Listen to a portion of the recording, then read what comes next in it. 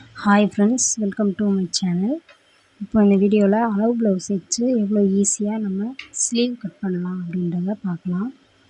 Already ஒரு fold தான் பண்ணியிருக்கோம்.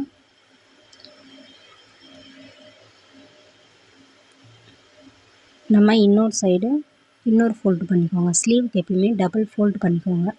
இந்த மாதிரி டபுள் ஃபோல்டு பண்ணிவிட்டு நீங்கள் அட்ஜஸ்ட் பண்ணிக்கோங்க துணியை.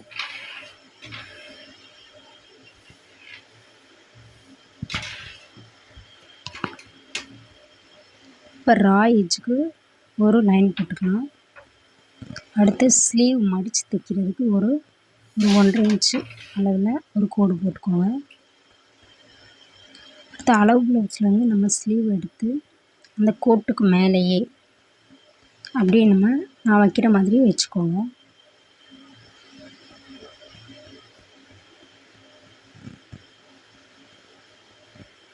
இந்த மாதிரி வச்சுட்டு ஸ்லீவோட அளவை நீங்கள் மார்க் பண்ணிக்கோங்க.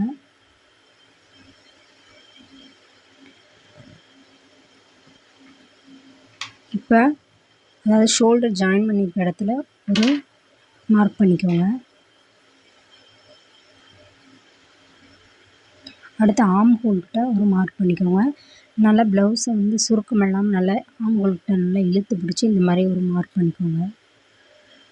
இப்போ நீங்கள் இந்த ரவுண்டு வரைகிறதுக்கு அதாவது இந்த ஸ்லீவோட அந்த வளைவு வர்றதுக்கு உங்களுக்கு கஷ்டமாக இருந்துச்சுன்னா இப்போ நான் வைக்கிற மாதிரி விரல இந்த மாதிரி மேலே நீங்கள் வச்சுட்டு இப்படி ஜாயின் பண்ணியிருக்க இடத்துல வச்சுட்டு இந்த மாதிரி நீங்கள் அடியில் தூக்குனீங்கன்னா நம்ம கை இருக்கிற இடம் தெரியும்.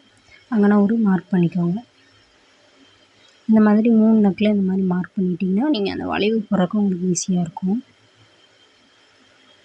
கையிலையுமே நீங்கள் போடலாம், பட் பிகினர்ஸ்க்காக நான் சொல்கிறேன்.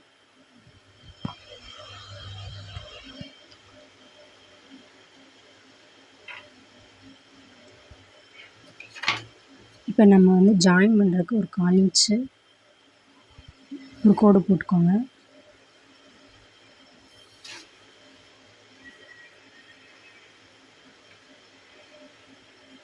இப்போ அப்படியே நம்ம ஜாயின் பண்ணுறது தான்.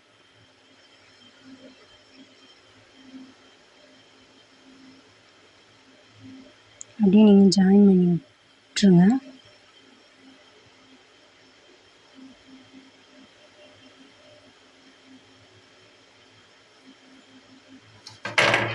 அடுத்து ஸ்லீவுக்கு நம்ம தையலுக்கு ஒரு 1 இன்ச்சு விட்டு நீங்கள் ஒரு கோடு போட்டுக்கோங்க.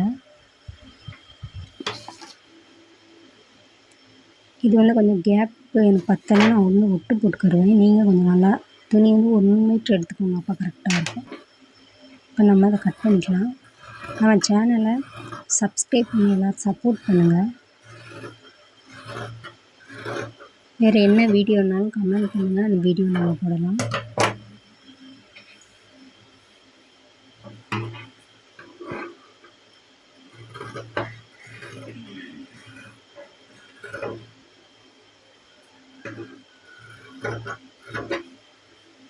இப்போ அந்த ரா எஜ்ஜுக்கு நம்ம ஒரு கோடு போட்டோம்ல, அதையுமே கட் பண்ணி தனியாக எடுத்துக்கோங்க. அது வேண்டியதில்லை.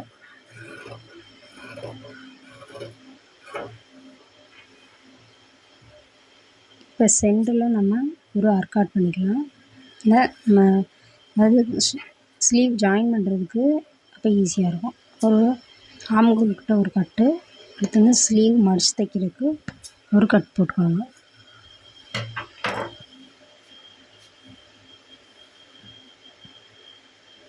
இப்போ ஸ்லீவை நீங்கள் உள் வளைவு வரையணும். இது எதுக்காக இந்த உள் வளைவுனா, நம்ம ஆம் ஹோல் சுருக்கம், ஆம் ஹோல் லூஸ் வராமல் இருக்கிறதுக்காக இந்த உள் வளைவு போடணும். பாருங்கள், மேலேருந்து அப்படியே கீழே இந்த மாதிரி கர்வாக போட்டுக்கோங்க. பார்க்குறதுக்கு ஒரு எஸ் மாதிரி இருக்கணும். கரெக்டாக ஒரு 1/4 இன்ச்சு நீங்கள் போட்டு இந்த மாதிரி ஒரு வளைவு போட்டு கட் பண்ணி எடுத்துக்கோங்க.